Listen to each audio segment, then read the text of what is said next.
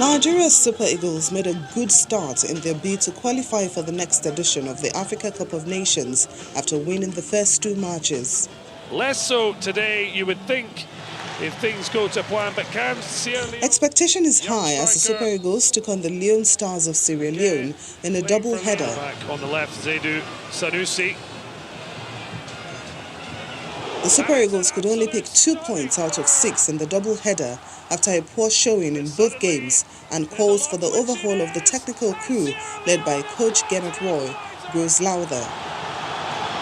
Nigeria shoot themselves in the foot. When we hire a technical advisor, when we put our faith in the hands of some people, we expect some return.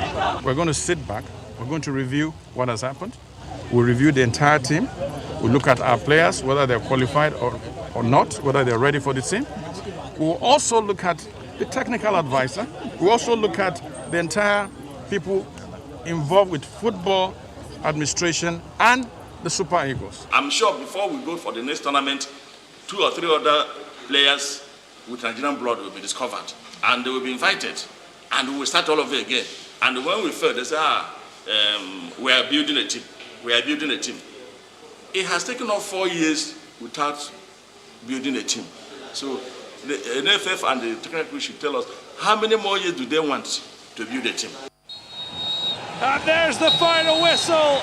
In spite of the poor showing, many still believe the 3-time African champions will qualify for the biennial tournament. When they put their hands together and do the needful, Nigeria will get the result. It's so disappointing when we are here debating if Nigeria will qualify or Nigeria will not qualify. It should be our birthright, considering the fact, considering our record in Africa, considering what Nigerian players are doing abroad. However, Nigeria's next game is against the Squirrels of Benin Republic. The last hurdle will be a home game against Lesotho, who have no mathematical chance of qualifying. For now, Nigeria leads the group with 8 points, and a ticket to Cameroon, where the tournament will take place, is still within reach. Welcome back to Channel Sport this morning. Wilfred Umong has now joined us. Wilfred, good morning. It's a pleasure. Good morning. Good morning, Tayo. Good morning, Sisi. It's been a while. How you doing? Yeah, it's been a while, right? Yeah. I've not seen it in 2 years, right? Oh, come on, 2 years. That's a bit of exaggeration going on. But I see you every day, by the way. I know that, and I hear your voice every time too. So. All right, then let's get on with the show now, and let's talk about the. Before we go to the UEFA Champions League, that's of course that's a topical situation right now. Let's bring our viewers into the show. You can be a part of the program by tweeting at channels_sports. There's a lot to talk about today, starting with the UEFA Champions League. Of course, Manchester United losing the opportunity to beat PSG yesterday, and United fans, I know you're not very happy this morning. There's an NBA as well, too. Big trade. Basketball fans, what do you make of the trade involving Russell Westbrook and John Wall? You can tweet at us at channels_sports, and we will try to take them before the show is over. Let's come back home and talk about the Nigeria National League, Cecilia, where Calabar Rovers are. They're getting ready as well. They are for flexing the new their muscles right now. I mean, the new season. I mean, for you to get a new coach, and a coach that is known to have been able to, promote some big teams and all that, and the clubs he's coach and everything. Ocean Boys, Ocean United, Kwara United, Gidado FC, Sunshine Stars. I mean, so he's a big coach. So for him to be able to, coach an NNL team, talking about Samson Unuanel, so it's a big one. It was unveiled, yesterday. As a technical advisor of the club. And of course, he's got his work cut out to try and bring them back to the Premiership. It's obvious. When you go for somebody who is seasoned in the top flight, the mandate will be very simple. Try and qualify us to go play in the top tier of football here in Nigeria. They've been there before in the past, I think, way back in the 70s, 80s, thereabout. We had a lot. My dad told me a lot of stories about... I was going to say you from that side, Yeah, I don't know if those stories were true, but how they played some football on barefoot and all the rest, on bare feet, rather. So, but it would be nice to see them come back. They're a traditional team. They've changed names a few times. At some point, they were Unisem, Rovers, and all the rest. But and they tried coming back, I think, around the 90s. Didn't stay long. Went back. Oh, yeah, Aqua 13.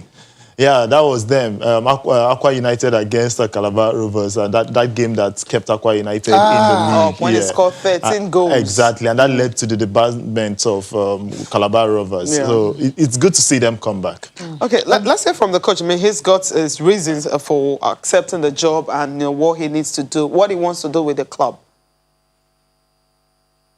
By the special grace of God, we will be able to play in the next level of football next year. I want to concentrate on the home talent first. If I can pick 35 from home, I will be satisfied.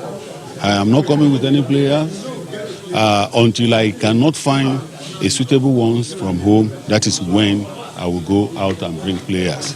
By the special grace of God, my plan is to make sure I had Calabar Rovers to the list of teams I've promoted to Premiership. I want to make this club my last club in Nigerian League. I want to go out.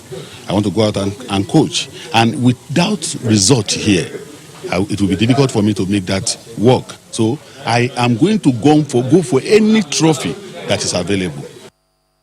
The most important thing is to teach the boy the philosophy of the game. There are secondary, there are primary duty on the field of play that many players, even Premiership players, doesn't even know. I want to teach them. That is why any team I handle, I handle grassroots team. Players. From there, I can lift them up to the expected level. To manage them will be very, very easy. To get results will be very, very... When I say I want to use 70% home-based player, I have my reason for that. Their brothers will come to the field, their father will come to the field. They will be ready to give their last when they are putting on the jersey of Calabar. Any player that wants to make name, this is the time for him to make that name. Because I give everybody equal chance. I allow them to play, provided they are disciplined and they are ready to listen to simple instruction, they will go places. Now, first he talked about the fact that, look, I want to do something great with this club and also using homegrown players. That's his focus, 70% of them. If he doesn't see them, then he cannot go out. And, of course, he understands that using homegrown players, the benefit, fans coming to the stadium, the players want to give their all because this is their home turf, this is their home, this is where they belong. I actually don't think that should be the case. The main thing is about getting results. It doesn't matter where you get the players from. I'm not saying go abroad and fetch players. You may not be able to meet their wage demands, but if you get the players from around the country, still not bad. When the Imba were dominating at the Champions League, winning back-to-back, how many of them were from Abia? No, well, players from all over, even from Benin Republic. Here in play, he didn't say he wants to get everybody. He said 70%. at least 70%. That's a lot. So that's 30 because he feels he has his reasons. He explained further. Homegrown players are more hungry because they know that. Where do you get that from? Where's your research to back that up? What happens to I'm explaining what he just said. Oh, okay. Yeah, that's what I'm trying to say. He explained because when you said that when Eimba was actually winning and all that, it was across Nigeria. But he's explaining that, look, this is the reason he wants to pick them because he feels they will be more hungry. If he says that the reason he wants to stick to home-based, homegrown players is because they have limited budget, I could understand. That's more like it. That's more because that explains it. It could also be that that's the mandate from the commissioner in the state or from the state, which obviously owns the club, that, look, use more of home-based players, employ our youth. Why not? Yeah, but I don't think that should be the way to go. It's about you getting the results. And even if you want to have a quota whereby you have some home-based talents, it's fine. Even the world has moved beyond that. When Maradona was in Napoli, at that point, it was a lot of home-based. The policy was very strict on foreign players going to play in certain countries. But the world has moved away from that, even though we still have quota in various leagues, but the percentage is not as high as it used to be in the past. It is a prerogative to use whatever players they want to use. So as long as it's getting results, as you can start to use 100% homegrown. If you're getting results and you get into the MPFL, that's fantastic. And he also said something that this should be his last job in this country. Fantastic. Good for him. He's still aspiring. Ambition is still there. Maybe go coach Ali. Who's that? Him now, Samson. To coach who? Ali? Ali now, Alali. Okay, Alali. Okay, but they just have a coach. I mean, the most successful coach from South Africa. You know, he left Mamelodi Sundowns. When he was going over there, I'm like, why are you leaving a club you've just won a championship with? I mean, you're so comfortable there. And then he went for a bigger club, and of course, historically, he won the Champions League for them. So which is really big. So you can dream, man. I mean, why not? It's good to dream. I love it because he says, look, his result here will determine if he's going to move abroad or not. So he wants to do everything possible to bring this Calabar Rovers back. So in other words, no Nigerian club should come for you again. He's taking a step higher. For who knows, it could change his mind. Let's move on with the show. Let's talk about the UEFA Champions League match. Day 5. Just one team managed to progress yesterday. That's Borussia Dortmund after going away to get a draw against Lazio. But let's run through. That was at home, actually. Let's at home against Lazio. Let's run through some of the results for you from groups E to H. In Group E, it's Krasnodar 1-0 over Rennes, and that's enough for the Russian side to qualify for Europa League. So it's not being a wasted So Rennes just came and watched, and they're going back home. It is what it is. Blame it on Mendy. Yeah, perhaps they had Mendy, they would have stood a better chance of, getting third in this group. Chelsea 4-0 over Sevilla. This is where history was made. 34-year-old Olivier Giroud scoring a hat-trick, the oldest player to do that. In Group F, Lazio scored 4 goals. Scored 4 goals, of course. Lazio 1-1 against Borussia Dortmund.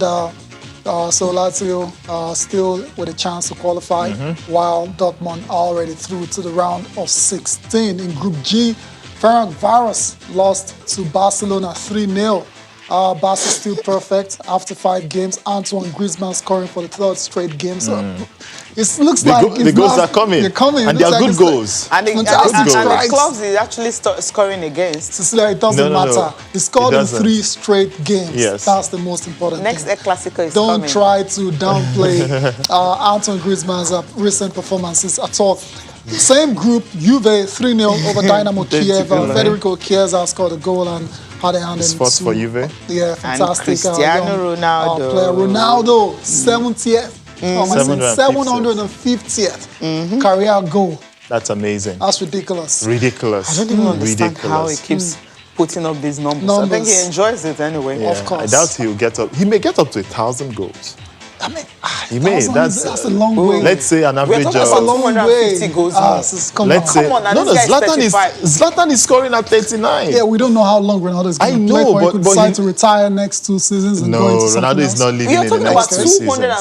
250 I see. That's why I said may. I want to do a calculation. Let's say he averages. Please. If he averages 35 per season. Can we just do maybe 800 goals 35 first? a season. No, he will do more than 800. He will come close to 900. He may even surpass it. Okay. Because that's another 150. I don't think so. But really? At 34, 35, 34 Come on. 35, Yeah.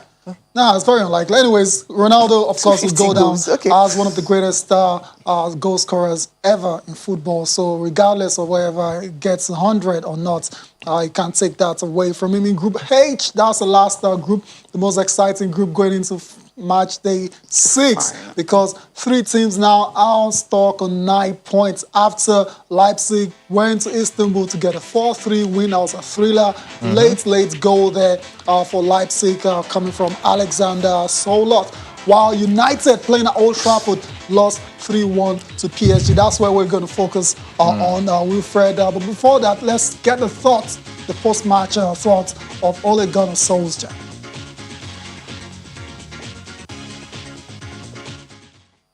Ole Gunnar Solskjaer there ruined the missed chances against PSG last night. You saw that game as well. United could have, scored a couple of goals at the start of the second half, missed the chances, and for PSG, when the opportunities came, they took it. Now they're in a very good position to to qualify for the round of 16. Yeah, surely. And United may want to blame that on Anthony Martial for those missing those 2 big chances. And like you said, United could have taken control of this game in the second half. In the first half, they were very flat. But at the restart, Martial missing those chances. Then this guy also, Cavani clipped the crossbar. The narrative could have changed at 2-1 because PSG will be chasing the game and they could open up on the back and United could still get a third. But they failed to score. And there's a Marquinhos. Well, arguably offside, but it's not a problem. Offside. He got the goal 2-1. And within 60 seconds, United's night went from bad to worse. Talk because, about that incident. Yeah, Fred was sent off. Red. You could argue that if he had stood on his feet for a lot of incidents in that game, he probably would not have been sent off for that. But he was walking a tightrope right from the first half. Which was why Ole Gunnar Solskjaer should have taken him off. So why didn't he do that? Every Well, other person could see it apart from the manager. He was asked that. He was just a passenger. He was watching. He was asked that, and that's Ole Gunnar Solskjaer. He said, oh, well, that he had a talk with him at halftime to just stay on his feet and not go into those tackles. But he came back in the second half and he was still going in for the tackles. So he was obviously going to get sent off at some point. And when it happened, I wasn't surprised. Everybody could see it. But quite unfortunate. I think I'll blame this on Ole. The decision was his to take this guy off and try and win this one. But he didn't. Then again, the formation. The 2 times you've beaten PSG in the past, you went with 3 at the back. Now you decided to change to 4-2-3-1. I can understand Cavani wouldn't score a brace and assist just some days ago, and he's playing his former club, and you don't play him. Yeah, but you still play him in a 3-4-3 as well. Exactly. You should have gone with maybe 3-4-3 or even 4-3-3. Because Martial has no business in that game anyway. I don't know. He was off. He's been off for a while, so he shouldn't even be in maybe the doing game, his French brothers some favors, but that, of course, not the case here. But Ole takes all the blame for me. Ole. It's on him. Yeah, I mean, like any other manager, the buck stops at your table. Yes, and again, you said something about PSG taking. I think it's advantage PSG at this point. They may be on 9 points, same as Leipzig and United, and they play Istanbul Basaksehir. Now, that third goal that went in, it means that head-to-head, PSG are better than United. Just head-to-head between those 2 teams. Now, if PSG gets to win on the final day, and United also wins, PSG will top the group. The only scenario where United gets to top the group is if both games on the final day end in draws. So if it ends in draws, then United will top the group because all the games involving Basaksehir will be discarded. So the games involving United, PSG, and Leipzig will be considered. And when you look at the results, United beats PSG, beats Leipzig, and drew against Leipzig. That's on the final day. So that will be 7 points from them from the games involving the 3. Why PSG picked up only 2 wins, 1 against United, the other against Leipzig, and lost 2 involving those other teams. So they will be on 6 points. And Leipzig you're already will doing crash. all the calculations for them, but is it straight? I think it's a lot more straightforward for United. They just need to go there and It's not that straightforward. It's on paper, it's straightforward. Yeah, but it's complicated. They're playing Leipzig in Germany. That's the thing, in Germany. A point should be enough. But can they? The United have shown us the entire season that they are very unpredictable. Very inconsistent. The day you don't expect them to turn up, like against Everton, they came clutch. Same thing against Leipzig, 5-0 at Old Trafford. No one saw that coming. Then the games you don't expect them to lose. Like they had Crystal no business Palace, losing the game last night, even because they were in forefront. I mean, they had chances and all that. It's a game that it's a very flat risk score line for PSG. I'm sure they know that. They know they do. But who cares? They got the 3 points, and that's what matters. 3 points. That's all that really matters. But Neymar is not saying it like that because he was actually, making mouth, so to speak. Says he didn't come to PSG to play Europa. It's Champions League he came to play. He had to step up. And of course, he needed to step up, and he did on the night. He could still end up in Europa. Hope he knows. Now, they'll beat Istanbul. I think PSG will fine. Yeah, because the 3 of them are actually on 9 points. So Leipzig on 9 points, United on 9 points, and everyone. Exactly. You know what? We need to go on a break now. We'll come back, we'll talk about the other teams. Chelsea especially.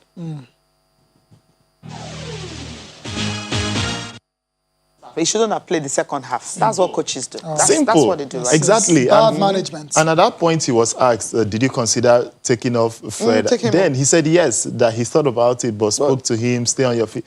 Those were excuses. Now, he did say, this guy was lucky to see the end of first half because he could have been sent off. Of course. He was very lucky not to be sent for that headbutt. Now, you come into the second half and he's still going in for tackles. You don't need to be told. You have 5 substitutions. Take him off. 5. And Odion came on 90 minutes, right? Yeah, to do what? Okay, yeah, super sub. I mean, to Super sub at the what United, time? you know, the United way was done, you know, against Southampton. But it's not every time you have that Fergie time, No, you know. no. So, All okay, right, let's leave them. United and their Yeah, troubles. and talk about Leipzig, right? Leipzig and Leipzig, where did Chelsea. Chelsea, Olivier Giroud. Yes, I mean 4 goals on the night. What else can he do to be a starter? I think he has answered every question. He ticks every box for me. And lots of headache now for Frank Lampard. Personally, I think Olivier Giroud should be playing ahead of Tammy Abraham. Right. Yes, I if you agree. check my Twitter, I always say, no, this guy. Tammy has a lot of learning to do. You could say he's a young lad. His time may come. But you have someone who is proven, being in the league for a very long. Look at the quality of the finish. Those were exquisite, Perfect sublime, hat-trick as well. perfect hat-trick. That's Olivier Giroud for you. Left foot, right foot. Fantastic. Penalty as Yeah, well. this is somebody who starts every time the French national team plays. So, point is, why play Tammy ahead of him? I can understand Tammy is younger. You want to keep him. You need English. to make him happy. He's English. Yeah. While Olivier Giroud is in his 30s, he probably 34. wouldn't get more than a year contract at Chelsea. But if he's going to guarantee you quality finishes, like not just quality, yes, all goals are the same. I mean, like 3 points is the same thing, but this guy is sure to get you the numbers and give him the opportunity. Straight up, he's better than Tammy head to I head. mean, I totally He agree is. with you as well. So I Why think you it's a even put him in the same no-brainer. bracket? No, because that's he's who playing ahead of competing him. with. He's competing playing with ahead of Tammy him. and I get he's that. playing behind Tammy. But we'll see that's for Lampard to resolve worry and about. sort. But the story is Olivier Giroud at 34 years of age, 63 days old. He's the oldest player to score a hat-trick in the Champions League. You had to history. count to the 63. I have to, yes. That must have taken some time. Okay. There are other games as well, so I don't think there's any surprises. Dortmund qualified. Yeah, Juventus and Juve, Barca. yeah. Those ones are fighting for who to finish on top in the group. Top of the group, Because of using the quality. others for That's training why For training sessions. sessions. Yeah, well, 3-3. I mean, same score, identical scoreline. Juventus Yeah. beating Kiev and Barcelona beating Ferencváros. But I was more 3-0. impressed with Barca. Barca. For the second straight No game, Messi. Messi did not play, and you saw how dominant they were. And both games have been away, and they still dominated. But Went can away we to talk Kiev, about the still club won they are playing 3-0. against? So each time you guys try to It's very remember. important. It's very United played important. against Bakasehi. What happened? And they lost. So Okay. you still go turn up Cecilia and win your games. And Yeah, you turn can Dynamo only, Kiev are not debutants. you and- can only beat who's in front of you. So, and again, we know how Barca have been struggling. So when they decide to rest a Messi and they still do well, you give them credit. Okay, All right, can credit you pass the Barcelona. paper Right, you can quickly? have that. Before we Got look a couple of tweets. Yeah, before we look at the papers, sir. Yeah. Okay, let me take this while you sort out your own. I got this one from Ademola Ogunbono. You're saying it's a shame that Westbrook and Harden couldn't make it work. With their combined talents, they should have won a championship. And it's just sad that they're parting ways with nothing to show for it. And I actually expected a lot when Westbrook moved to Houston to play with the Rockets, but now both of them want to leave. It's shocking, actually. What's in Houston? It's What's in the shocking. waters in Houston that these two superstars want to leave? GM left. I told you about that. Okay, JM10. I mean, Mayor Mike is also talking about Russell Westbrook's trade. He says, I don't think the Ross Wall trade is a man or win for both teams. Ross is just coming from a very poor season by his standings, and Wall is coming from a 2-year injury. Only good thing is that both team of loaded players that are potentially toxic for the team. Yeah, because they want out. They want out. One thing will play out. HJ. Okay, I'm going to say that one thing will play out Yeah. at Wizards. Then when he moves to Washington, he will become very dominant like he was when he was OKC. playing at OKC. Yeah, But Wizards have Bradley Beal. It's not going to be smooth. You think it's going to be Russell's team now? Is that what you're saying? Yeah, I think that's what he I wants. think That's will what he's happen. always wanted. Because we already questioned him when he was moving to the Rockets. How is he going to play alongside James Harden? And it didn't work out. Okay, and HJ said the Minister of Sport talking about the Super Eagles and NFF look like a witch hunt waiting to interfere. There is no problem with Super Eagles players. We have a lot of top talents competing in big clubs, and you have to use them because they are Nigerians. The problem I see is raw, period. And of course, Bosman said, I think Gernot Rohr should be sacked if he doesn't win the Africa Cup of Nations. He should So qualify that's out for the first. papers. Yeah, stars has That's been one for the qualified. tweets. Let's go quickly to the papers. Yeah, you're starting with Sporting Life. Yeah, a lot of stories about the UEFA Champions League. 3 Barcelona presidential candidates inquire about Haaland. Okay, that'll be a great campaigning strategy if you can promise Barca fans the signing of this great young. I think striker. Haaland wouldn't stay beyond 2-3 seasons at Injured. Dortmund. 2-3? Yeah. Max That's 2. Max you know. 2. Max 2. Now his Yeah. start We is hear there's a already- release contract of around 60 million euros. That should be very easy to activate. And the agent was very smart about it. And they know this guy will go for a lot of money. And the agent will also make some money for 200 million himself. quid loading. Okay. All right, so many other stories. Spurs versus Gunners. Hurricane could miss the North London derby. He will play. Mind games. The mind games. Hosted. Mind games have He will started play. in earnest. Okay, Next paper. complete sports here. Napoli sweat on Osimhen's recovery as Eagle striker struggles with rehabilitation. He's expected to return. His return date shifted to December 13. Oh, no. Okay, Gerrard says, we hope Aribo will be back. Gives condition for Eagles to face Standard Bridge. Who's Okay. Gerrard talking about Joe Aribo. Okay. Stop. And of course, Ronaldo scores. You have that one there. And Arsenal settles. So, okay. Pepe for Dembele. Interesting. Yeah, it's silly Madrid to season use started, Hazard in Mbappe's pursuit. Okay. Really? After how many seasons? Yeah, after he how hasn't many paid. He hasn't paid back. He has not started. He has the not money. paid a dime. A dime, not even 1 cent. So he needs to pay that. And they're already before talking he about can using think him it. as make weights in a deal from Mbappe. Anyways, last paper for review. We've read Sporting Life. Raw Bags, NFF, don't sack me yet. What's it like? Oh, wow. Was But it the like- NFF, they did say they want to sack him. Amajupinik did speak the other time. He didn't suggest he was going Pretty to much sack. defended him and, Exactly. backed him. So the only person that has been very critical of Is the Gernot Rohr is the minister. sports Yeah, minister, maybe he Sunday understands Dare. the way Nigeria works. If the minister is not on your side, then you need to be worried. I Yeah, think and that's why he's worried. Well, not necessarily. Okay. Not necessarily, Okay. honestly. The NFF can always defend the decision. And it's there, the numbers are there. He's still topping the group. Okay. It's only when he fails to qualify, although that will come at a price. Nigeria will miss out of the AFCON, of course. At that point, he will have to leave And the there's job. talks about salaries being owed the players as well. It's in Sporting Sun. Okay. Good news for boxing fans. Anthony Joshua, 1,000 fans to watch Joshua versus Pillay. Just 1,000. Okay, Better before than we nothing. leave the studio right now, just look at. There's a programming note that will be coming up on Channels Television later today. That's about 5:30 p.m. And the program is, we would like to inform our viewers of the special town hall program here on Channels Television, which will air between 5:30 p.m. and 7:30 p.m. today. It's a special program put together by the Police and Legal Advocacy Center, which brings together key stakeholders to speak on issues relating to police reforms and the Police Act 2020 as signed by President Muhammadu Buhari. So you can follow the conversation on Twitter using the hashtag Police Reform Nigeria. The program 5:30 to 7:30 p.m. today on Channels Television. Okay, Wilfred, thank you so much for coming on the program. By the way, I'll be watching, and it's a pleasure. Yeah, Always a pleasure. Thank you very much, man. Thank you for watching as well at home. Many thanks. Hopefully you can join us tomorrow. I am Tayo Salam. And I'm Cecilia Mogbe. Thanks for watching.